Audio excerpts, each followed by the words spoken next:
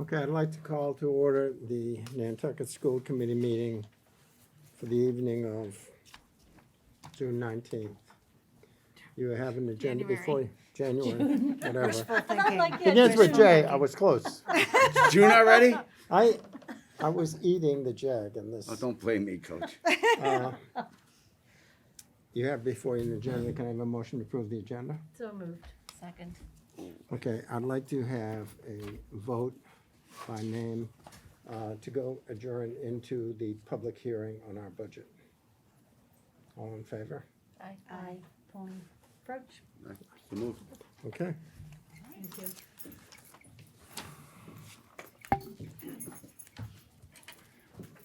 We will not be returning an open session.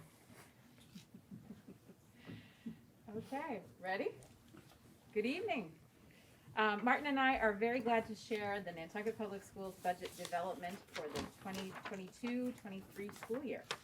I want to begin by thanking the district leadership team as they all participated in the budget process by evaluating their needs and keeping the budget recommendations in mind. I feel that it is always a challenge to try and predict what we will need after July 1st, 2022, when we are barely halfway through the school year.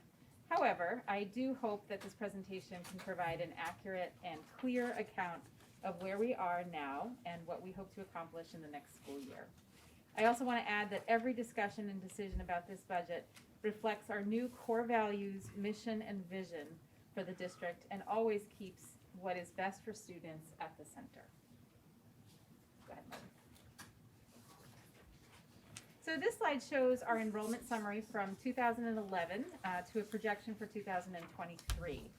As you can see, enrollment has evened out over the last 6 years, and this perhaps is attributed to the rising cost of living on the island or maybe even the pandemic, but we are pleased to see things quieting down a little bit, and that is what we hope to see continue on. So this next slide shows the historical enrollment for the district over the last 21 years. Aside from the steady growth in numbers throughout the first 16 years, it is also worth noting that there was quite a change in our subgroup data around race. In 2001, approximately 93% of our students were white and 7% were Hispanic, African American, or other ethnicities. Fast forward to 2021 at the bottom line, and you will see that the tables have turned and that the majority of our students, approximately 52%, are children of color, with our second largest subgroup as Hispanic at 36%. So this is really important information for us to consider in that we have seen a substantial shift in our clientele, so to speak, and we must adapt to their needs going forward. So our English learner population has almost tripled over the last 10 years. And interesting to note, but not surprising, is that the largest number of students has always been at the Nantucket Elementary School. This can be explained by the fact that students' language proficiency grows very quickly at the youngest grades, and a lot of programming has been put into place in the earliest years. And therefore, many students do not need ESL support by the time they reach 3rd grade, and are able to be successful in all mainstream classes. We are projecting that continued growth for this next year, therefore having important implications on what the needs of these students are. This slide shows our special education population over the last 10 years with a projection for 22-23. We are certainly seeing an upward growth in our special education population as more students present significant needs and therefore require a larger variety of special services. As we do each year, we look carefully at the specific needs of our students in order to determine how to apply the appropriate supports for them to succeed. And we are always looking to reduce the number of out-of-district students and try to provide appropriate programming to keep them home on the island with their families if we can. And now I'm going to turn it over to Martin. The budget development process usually starts with this current year's budget, which, as you can see, is $34,726,000. And then the projected FY23 is an increase of $1.7 million to 34,426. Projected increase, like I said, of 1.7. Just one thing in mind, Article 8, if you open it up, is going to show you a different figure for FY22. That is because we had in this year's budget, $150,000 included for one-time expense increase. When we start the process of the New Year's budget, we have to deduct that amount and then start from there as we move forward. And in this upcoming year's budget, we'll have another $200,000, as you heard from the finance director of the town and the town manager, Libby Gibson, yesterday when they delivered their presentation. $200,000 will come from free cash for a one-time expense increase just for this fiscal year. So next year, when we start the process, the budget will be 34,226, and then we'll add on top of that whether we have a one-time expense increase or not. We'll see as we negotiate next year's budget. So this is a graph that shows the history of the budget for the school for over the past 9 years, and as you can see, it has grown by almost $10.4 million over the course of 9 years. The needs of the districts have changed. A lot of it has to do with the change in demographics. A lot of it has to do with the growth, obviously, in student population. So these are things that we take into consideration, and that's reflected in our appropriation growing steadily over the past 9 years. This graph is the per pupil expenditure. This is a graph that shows what's the state average per pupil and what it is on Nantucket. And as you can see, it varies anywhere between $7,500 and $6,000 and change over the past 9 years. So it's been pretty steady. The latest figures available are 2019, 2020. The state is always behind on these metrics, and hopefully the new figures will come sometime between now and March. Chapter 70. This is a complicated formula that was designed by the state, and it starts with the foundation budget. The idea behind the foundation budget is to provide adequate education in every district in the state of Massachusetts. And for Nantucket, I can tell you that for FY22, the year we're currently in, the foundation budget was a little over $20 million. Obviously, our budget is $12 million more, but that, like I want to emphasize, the foundation budget is the minimum required amount to provide adequate education. That's in accordance with the state. Chapter 70 is kind of the balancer in this foundation budget. It's supposed to cover 17.5% of the total budget, and 82.5% are required to come from local contribution. And there is a lot of factors involved, obviously, when you calculate what a district or a town can afford for its school district. But it usually involves adjustment, property valuation, which is multiplied by a factor that changes every year. Then you have average income and the total income within the district or town, and then you have a revenue growth factor that's again is a calculation that the state comes up with. So all that plays in mind. The number here, as you can see, is growing by $49,000 this year, which is the bare minimum. That is because Nantucket is considered a district which can afford more than the foundation budget, and so our Chapter 70 allocation for the FY22 is growing by $49,000 over the previous year. As you can see, the previous 2 years, it was the same. It was kept level funded because of the issues around COVID and obviously the uncertainty that it entailed. Federal grants. Superintendent Hallett presented this very slide at the school committee meeting probably a month ago. This is the total allocation that we get for federal grants, and it includes a lot of grants that are related to SPED, which are IDEA grants, the ARP IDEA supplement, the IDEA early childhood, the ARP homeless children and youth, and an integrated preschool. These are all grants that are SPED related. We have also the Title grants, Title 1, 2, 3, and 4. Title 1 is the socioeconomic grant that's based on free and reduced numbers in the district. Title 2 is preparation, training, and development of high-quality teachers and principals. It's mostly expanded on professional development. Title III formula is the English language learner grant, and then Title IV is professional services.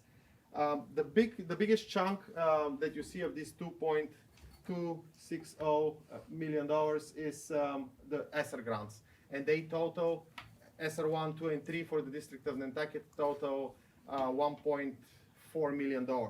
And so it's been a substantial amount of money that's been given, and we have up until September 2024 to expend those funds. I mean, each of them, they're kind of scattered over the next 3 years. Yes, ESSER 1 ends next year, ESSER 2 the year after, and ESSER 3 afterwards. So they are grants that have been extremely helpful. We've used them for anything COVID related. ESSER 1 was strictly supplies, cleaning supplies, a lot of PPE. ESSER 2 has been used to help us with building subs that we've had with each school last year and we've kept this year, and supplies again, and materials, PPE. And then ESSER 3 is being used on variety of expenses, less on supplies and cleaning, and much more focused on professional development, on social emotional learning, and stipends and things like that. But it's the biggest of all. The ESSER 3 totals $969,000. NPS budget, this is a breakdown. This shows, this is very similar to what you saw as part of our presentations that each school and each department did in front of you for the current budget. This is projected for next year. The smallest budgets being athletics and technology and EL, and then all the schools, they're pretty much in line with what they've historically been as part of the total budget. This slide shows a breakdown between payroll and operating expenses, and it's a word of caution of sorts. Just over the past 6 years, the percentage of salaries from the total budget has grown from 80 to 83%. We anticipate this trend to continue, probably, or stay about the same, because obviously this is the main expense in every school. But we have to be cognizant of the fact that we have to take care of these operating expenses as well, which include repair and maintenance of our buildings, and supplies, contractors that do work on the buildings, and things like that. So we have to make sure that everything is sufficiently funded, and but the percentages keep growing, and right now this is the breakdown of the budget. Community school revenue breakdown. This is a slide that just shows how the community school revenue breaks into different categories, and it has the gifts and donations, it has the participant fees, and it has a town appropriation. The town appropriation this year is growing up from $500,000 back to $550,000, which it was last fiscal year. It was reduced for this fiscal year by $50,000, and now it's coming back to being $550,000 for the upcoming year. Gifts and donation, I have to thank every organization and individual on the island who has contributed to the community school. They are these contributions that range from a few $100s to hundreds to tens and hundreds of thousands of dollars that come from different organizations are vital for the operations of the community school. And I also have to compliment the community school director and her staff. They've done a phenomenal job in making sure that the community school stayed afloat throughout the pandemic, and going out and applying for grants, applying for these opportunities that help fund their budget and keep them operational. These are vital services to our community.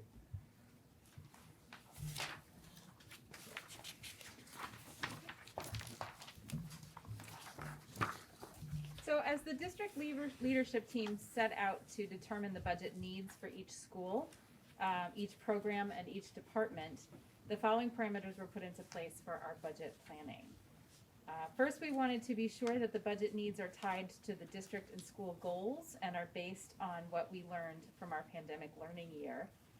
And we know that there needs to be a focus on access and equity for all students.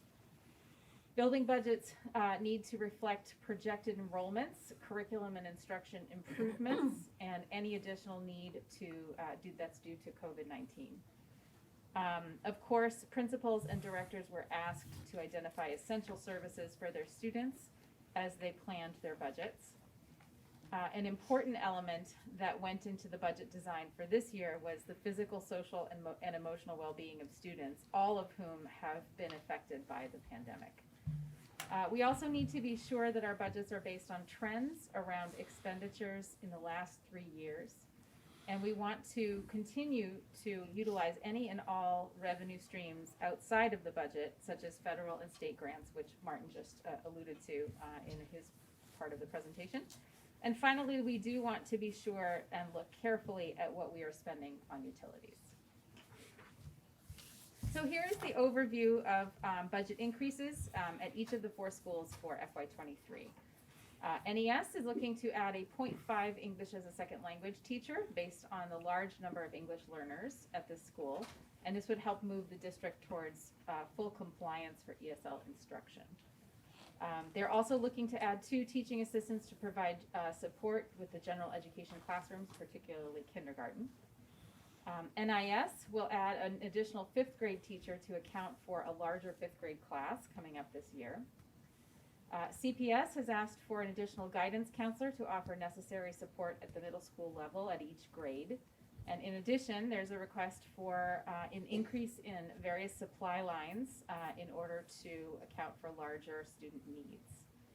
And HS is requesting a 0.6 landscape environmental science teacher to bring back our landscaping vocational program, as well as a full-time art teacher to help with the large number of student requests for art electives. In the English learner department, there is a need to increase funding in the remediation account to assist with interrupted learning throughout the pandemic. The tech department is looking to increase funding in tech seasonal salaries so that all of the summer work that needs to be completed prior to the start of school is completed. And in addition, they're looking to request a full-time educational technology specialist to support the huge increase in educational software across the district. Special Services is looking to bring on an additional school psychologist to ease the burden of our 2 district school psychologists who are struggling to keep up with the numerous requests for special education evaluations. In addition, there is a request for a full-time district-wide board-certified behavior analyst, a special education, important special education position that will assist with the increased behavioral issues that have manifested themselves in this post-pandemic year. And finally, Special Services sees the need for a part-time transition program specialist to work with our oldest special needs students who will be transitioning out of school and into the community. So what do we hope to accomplish with this budget? We hope to attend to unfinished learning and address social emotional needs of students due to the pandemic. We want to offer more support to the special education evaluations and programming for our students. We expect to achieve federal compliance for instruction of English learners at our elementary school. We want to offer additional classroom support at kindergarten. There will be more elective choices in art and vocational education for our high school students, and there will be more education technology support across the district. And so that concludes our presentation, and we are happy to take any questions from the public. I have a question. Are there any stipends for housing for teachers that are allotted in the budget anywhere? No. Okay. That was it. Sounds like we're preaching to the choir here. Well, if we don't have any questions, I would make a motion to adjourn. So moved. Second. All in favor? Aye. Aye. Thank you. Thank you. Thank you, everybody. Thank you. Thank you. Great job.